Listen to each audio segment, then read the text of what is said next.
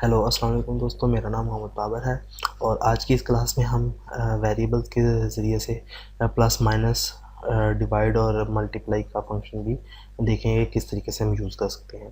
तो सबसे पहले तो मैं यहाँ पर अपना जो प्रीवियस वर्क है उसको रेज कर लेता हूँ और इसके अंदर हम दोबारा से कोडिंग लिखेंगे जो हमें चाहिए।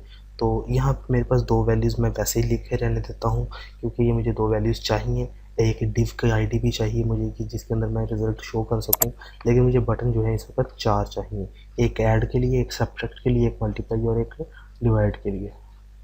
ठीक है, तो यहाँ पे वैल्यू जो थी ऐड की जगह पे मैं सब लिख देता हूँ, सब्ट्रैक्ट की शॉर्ट फॉर्म, और वैल्यू की जगह पर मैं यहाँ पर हम मल्टीप्लाई लिख देता हूँ और यहाँ पर डिवाइड लिख देता हूँ। चले उसको भी मैं पूरा ही लिख देता हूँ सब्ट्रैक्ट। ठीक है, तो अब मैं यहाँ पर आके अपने ब्राउज़र में इसका प्रीव्यू चेक कर लेता हूँ, तो ये हमारे पास कुछ इस तरीके से शो होगा। अब मैं चाहता हूँ कि जैसे ही मैं इनमें जो वैल्यूज़ लिखूँ, ऐड करूँ तो ऐड हो, सब्ट्रैक्ट करूँ सब्ट्रैक्ट हो, मल्टीप्लाई करने पर मल्टीप्लाई और डिवाइड करने पर डिवाइड हो। तो उसके लिए मुझे अपनी कोडिंग व्यू में आना पड़ेगा और यहाँ पर दो वेरिएबल्स फिर से बनाने पड़ेंगे। तो मैं अपनी कोड में आता हूँ और यहाँ पर मैं सबसे पहले तो एक क्लिक फंक्शन अप्लाई करता हूँ। पहले मैंने उसको सॉरी, यहाँ पर मुझे आईडीज़ भी देनी होगी। यहाँ पर आईडी मैं दे देता हूँ ऐड की, ये शायद अभी ज़रूरत पेश ना है, लेकिन फिर भी चलो मैं इसको दे रहा हूँ मल्टी, और इसको डिव के नाम से दे देता हूँ। अच्छा जी, ये आईडीज़ मैंने दे दी। अब मैं ये चाहता हूँ, पहले क्लास में क्या किया था कि उसको उसकी आईडी की बेस पर मैंने उसको कैच किया था, लेकिन अब हम इसको बटन की बेस पे कैच करना चाह रहे हैं कि जितने भी बटन्स हैं उनमें से किसी पर भी क्लिक हो तो वो यहाँ पर उसकी वैल्यू आए। तो मैं सबसे पहले तो यहाँ पे कहता हूँ कि dollar bracket start collar button. तो मैं कहता हूँ किसी भी बटन पे क्लिक हो, जब मैंने क्लिक का इवेंट हैंडलर बनाया है। अब मैंने इसको कहा है कि किसी भी बटन पर क्लिक होता है तो उसकी वैल्यू जो है वो स्टोर कर लो। तो यहाँ पे मैं लिख देता हूँ बी वैल्यू।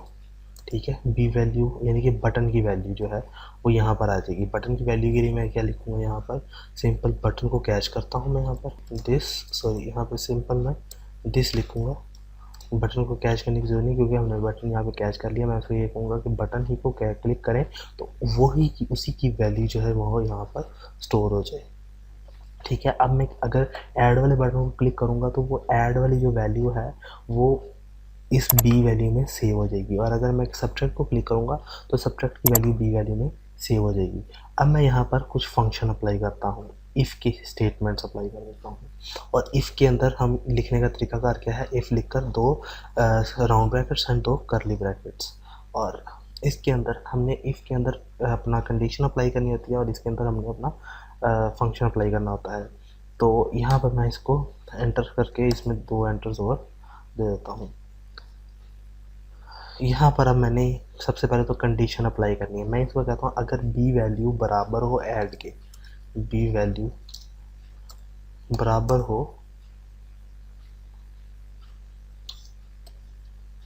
ऐड के। अब ये बेसिकली ये जो चीज़ है ये केस सेंसिटिव है। मैंने यहाँ पर जितनी भी वैल्यूज़ हैं उनका फर्स्ट लेटर कैपिटल दिया हुआ, तो मुझे ये ध्यान में रखना होगा कि इनके वर्ड्स भी कैपिटल हो।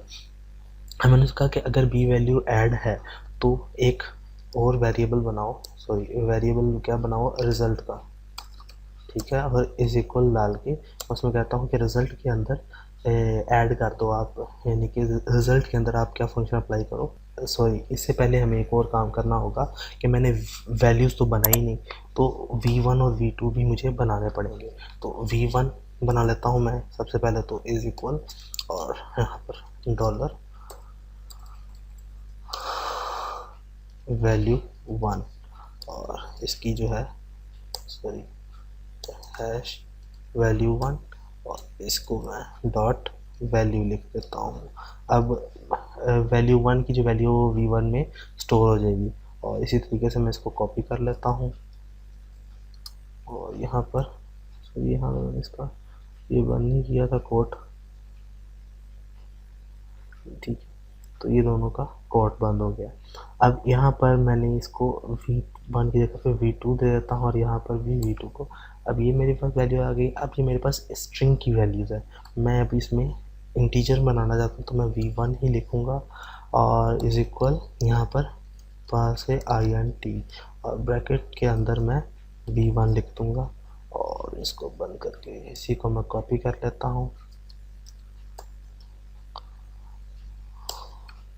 और यहाँ पर भी 2 इसको सेव कर लेता हूँ। अब मैं इसको बताता हूँ कि जैसे ही b वैल्यू जो है ऐड के बराबर हो तो v1 को प्लस कर दो तो v2 के अंदर, ठीक है। एक ये मैंने फंक्शन अप्लाई कर दिया। अब इसी इफ़ की वैल्यू को मैं कॉपी कर लेता हूँ, यहाँ पर पेस्ट कर देता हूँ और यहाँ पे लिख देता हूँ एल्स इफ, ठीक है। और इसमें मैं कहता हूँ अगर b वैल्यू बराबर है सब्ट्रैक्ट के तो v1 में से v2 माइनस कर दो। और अगर फिर यही चीज़ मैं डालता हूँ एल्स इफ और यहाँ पे मैं सब्ट्रैक्ट की जगह पे मल्टीप्लाई डाल देता हूँ और मल्टीप्लाई की जगह पे यहाँ पर मल्टीप्लाई का जो हम निशान है वो स्टार यूज़ करते हैं। और सेम इसी तरीके से फिर अगेन पेस्ट करके यहाँ पर एल्स इफ और यहाँ पर डिवाइड डाल देता हूँ और यहाँ पर डिवाइड के लिए हम जो साइन यूज़ करते हैं वो ये वाला यूज़ करते हैं। और एल्स के अगर इनमें से कुछ भी ना हो तो यहाँ पर रिज़ल्ट के अंदर स्टोर कर दो 0, ठीक है। और अब ये मैंने चीज़ें बना तो ली हैं लेकिन अब इसको मैंने रिज़ल्ट को शो भी करना है। लेकिन ये रिज़ल्ट शो किस में करना है, मैंने अपने डिव के अंदर शो करना है। तो मैं डिव को कैच करूँगा डॉलर हैश, तो डिव की जो थी वैल्यू यानी कि आईडी वो थी रिज़ल्ट और इसके अंदर मैं टेक्स्ट शो कर दूँगा। टेक्स्ट क्या शो करूँगा, यही वाला रिज़ल्ट, तो ये हमारा रिज़ल्ट इसके अंदर शो हो जाएगा। अभी देखिए यहाँ पर मैं लिखता हूँ 10 और यहाँ पर 20 और यहाँ पर 10 लिखता हूँ तो ये ऐड करके यहाँ पे इसने 30 कर दिया, सब्ट्रैक्ट करके इसने 10 में से 20 में से 10 निकाला, 10 बच गया, मल्टीप्लाई बाय 200 और डिवाइडेड बाय 2 कर दिया। तो इस तरीके से ये हमारा फंक्शन वर्क कर रहा है। इसके अंदर आप कोई भी वैल्यू देकर इसको आप उतनी वैल्यू से डिवाइड मल्टीप्लाई ऐड कर सकते हैं। ये ऐड किया इसने, ठीक है, और ये सब्ट्रैक्ट किया, मल्टीप्लाई किया, डिवाइड किया। तो आप इस तरीके से अपना नॉर्मल सा कैलकुलेटर जो है वो अपना बना सकते हैं।